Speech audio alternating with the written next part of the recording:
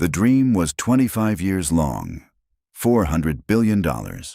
Railroads cutting through deserts, ports dredged from empty coastlines, oil, rivers of it, flowing east without interruption, without apology, and most importantly, without Washington's permission. Beijing called it the Belt and Road Initiative, the century's greatest infrastructure project, the blueprint for a world where China didn't just participate in global trade. China was global trade. And standing right at the center of that blueprint, like a load-bearing wall holding up the entire structure, was Iran. Then, on the morning of February 28, 2026, the wall cracked. And the story of how a single crack could bring down $1 trillion empire is the story we're telling today. To understand what was lost, you first have to understand what was built. And to understand what was built, you have to go back to a hotel suite in Tehran. January 2016. Xi Jinping, President of the People's Republic of China, is shaking hands with Iranian leaders on the first state visit between the two countries in 14 years. Outside, Tehran is buzzing with anticipation. The nuclear deal has just lifted a decade of sanctions. Iran is open for business, and China is first in line. Xi doesn't come with a suitcase. He comes with a vision he calls the Silk Road of the 21st century. And Iran, he announces, will be a cornerstone. Not a side room, not a footnote, a cornerstone. That word, cornerstone, will echo for the next decade. Because it turns out, Beijing meant it completely literally. Here's the geography that Beijing understood before almost anyone else did. Pull up a map. Iran isn't just a country. It's a geographic miracle. To the north, it touches the Caspian Sea and the Central Asian republics, Kazakhstan, Turkmenistan, the old Soviet heartland. To the south, its underbelly opens directly onto the Persian Gulf and the Gulf of Oman, the veins of the global oil system. To the west, its border runs right into Turkey, the front door of Europe. To the east, it shares land with Pakistan and Afghanistan, the gateway to South Asia. No other country on the planet sits at all four of those intersections simultaneously. Iran isn't a nation-state on a map. Iran is a highway interchange where four continents almost touch. And Beijing, with its obsession for corridors, for routes, for continental shortcuts. Beijing looked at Iran and saw the hinge of the entire world. So they moved methodically, quietly, the way China always moves when it's serious. In June 2020, the first draft of what would become the most consequential bilateral agreement of the decade quietly circulated in Beijing and Tehran.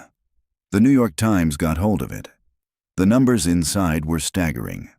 China pledged to inject between $300 and $400 billion into Iran's economy over 25 years.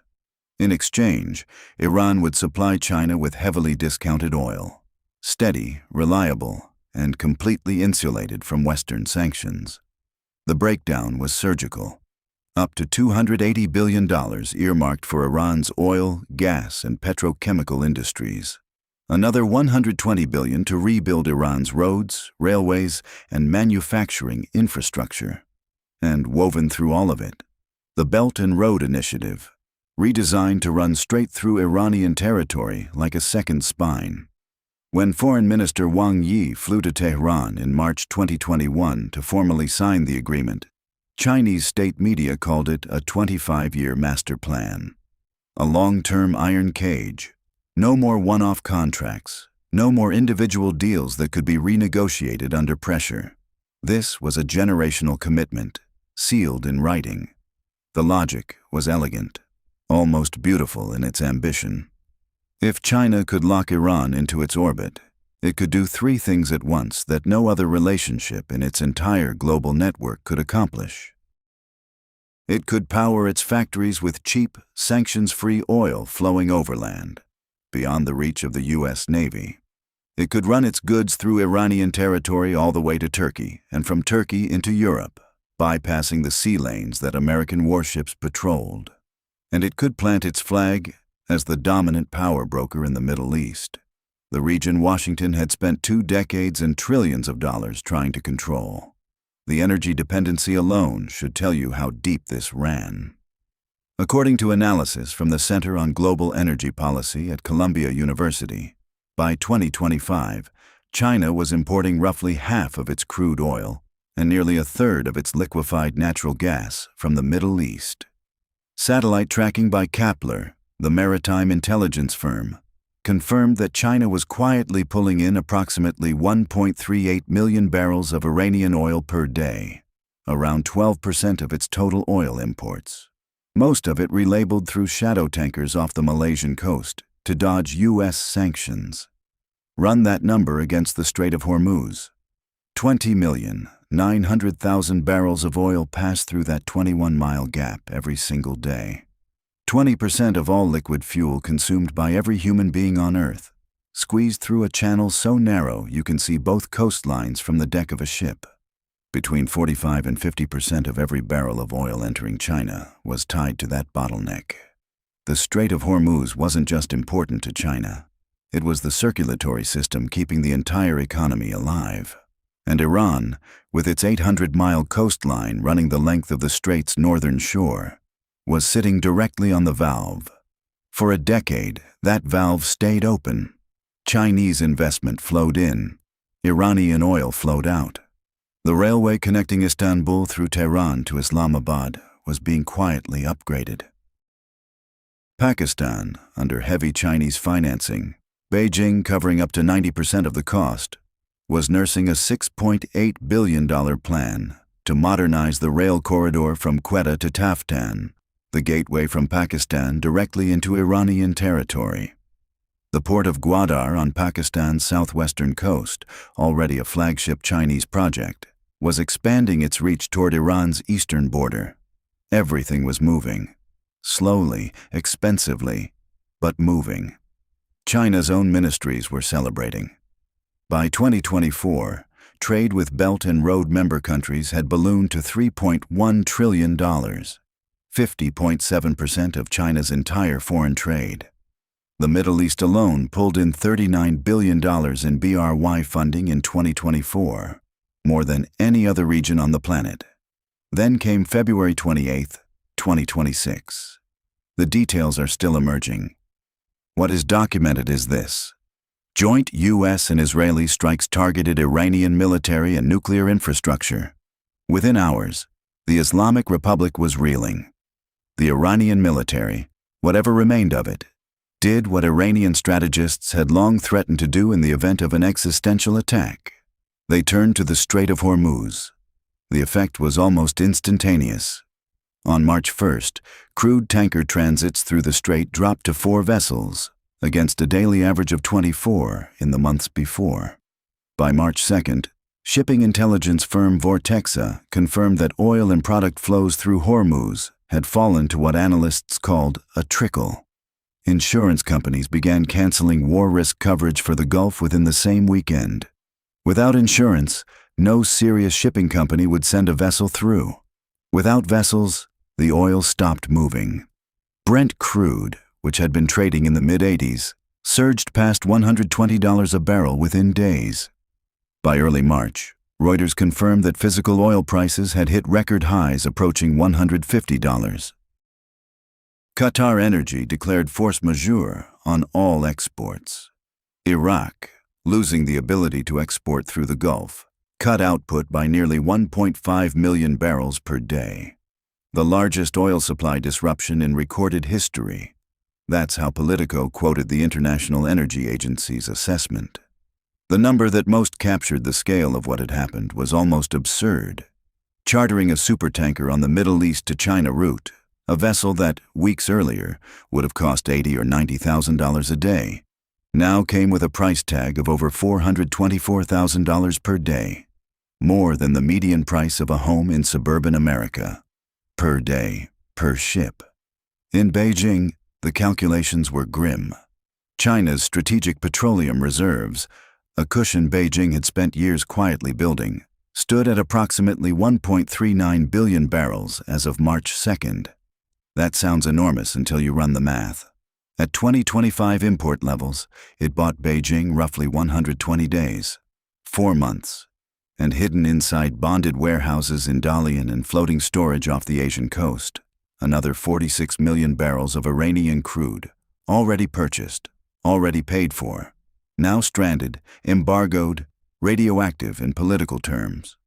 China had reserves. China had contingencies. China was not going to collapse in the spring of 2026. But here was the thing that reserve calculations could never fully capture. The problem wasn't the next 4 months.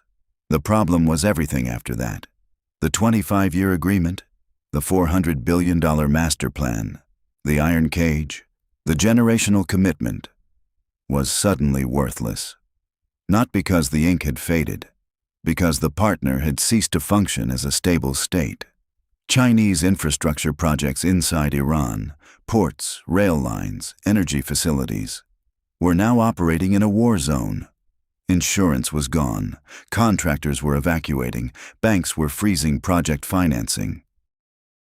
The overland corridor that Beijing had spent a decade engineering, the route that was supposed to let Chinese goods bypass the US-dominated sea lanes forever, had become a route through a burning country. The corridor wasn't destroyed, but it was dead. There's a difference. You can destroy a road with bombs, or you can make it so dangerous that no driver, no freight company, no insurance underwriter, no bank will touch it. The asphalt might look fine from a satellite, but the corridor was gone. And gone with it was something harder to quantify than oil or freight rates or bilateral trade volumes. Go back to March 2023. Beijing's most audacious diplomatic moment of the decade. Chinese officials chair negotiations between Saudi Arabia and Iran, 2 countries that hadn't had diplomatic relations since 2016, 2 countries that had spent years funding proxy wars against each other across the Middle East. Getting them to shake hands was, by any measure, a diplomatic miracle. It was also a geopolitical statement aimed directly at Washington. China could do what the United States could not. China could bring order to a region America had spent 20 years destabilizing. China was the adult in the room. That narrative, carefully constructed, painstakingly maintained, worth more in the long run than any single infrastructure contract, collapsed with the Iranian government. Iran had given Beijing 3 things simultaneously that almost no other relationship could replicate: cheap energy, immune to Western sanctions, an overland corridor to Europe that bypassed U.S. naval power, and a platform from which to project influence across the most strategically critical region on the planet. The first was disrupted, the second was severed, the third was obliterated. Can China go around Iran? The honest answer is yes. Partially, eventually, at great cost, and with significantly less strategic leverage. The Trans-Caspian Middle Corridor exists. It runs from China through Central Asia, across the Caspian Sea, through Azerbaijan and Georgia, into Turkey, and west toward Europe. The World Bank modeled it and concluded that with proper investment and policy support, this route could triple its freight traffic and cut transit times in half by 2030. Kazakhstan once announced an ambition to push 10 million tons of cargo per year through this corridor by 2027. In 2024, the corridor moved 4.5 million tons.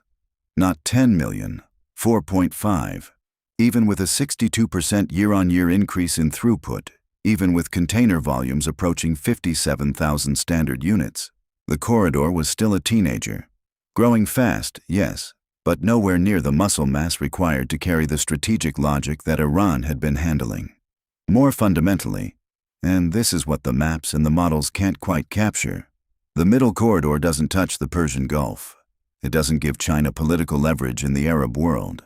It doesn't hand Beijing a foothold in the region where over 40% of China's crude oil originates. It's a road to Europe. Iran was a door to everything. The World Bank's own assessment of the Middle Corridor pulled no punches. Poor coordination between countries, misaligned logistics systems, outdated rail infrastructure, seaports that need complete rebuilds from the ground up. The corridor was described as a useful contingency, a cushion for a crash landing, but not a replacement for what Beijing had built through Iran. China has a detour. The detour just doesn't go to the same place. So what does this mean in the end for the grandest infrastructure ambition of the 21st century? The Belt and Road Initiative itself won't collapse. The trade volumes are too large, the investments too dispersed, the member countries too numerous. China's own ministries reported that BRY investment in 2025 hit a record $213.5 billion. Over half of China's entire foreign trade runs through BRY relationships. The empire has too many pillars to fall because one broke. But the westward dream, the specific decade-long vision of connecting China's interior to Europe through Central Asia and the Middle East, of building an overland Silk Road immune to American sea power, of positioning Beijing as the indispensable power in the world's most volatile and oil-rich region. That dream did not survive the spring of 2026 intact. China lost an irreplaceable geographic node. It took an energy shock at the Strait of Hormuz that its reserve buffers could absorb in the short term, but its structural dependency could never fully insulate against. It watched as infrastructure agreements representing hundreds of billions of dollars in Iranian territory transformed from assets into liabilities, and it lost the political architecture, the Saudi-Iran brokerage, the Gulf relationships, the narrative of Chinese neutrality and competence that had taken 10 years and extraordinary diplomatic patience to construct. The lesson embedded in all of this is one that Beijing understood intellectually, but perhaps not viscerally until now.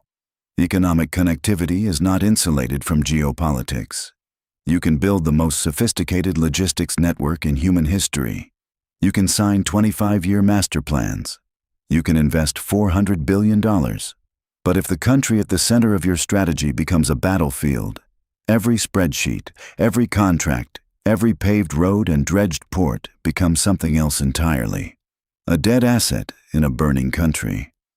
Iran's collapse didn't kill the Belt and Road, but it ended the decade in which Beijing believed it could build its way to strategic dominance.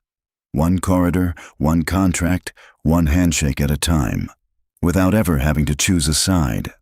The century's greatest infrastructure dream ran straight through the world's most dangerous neighborhood.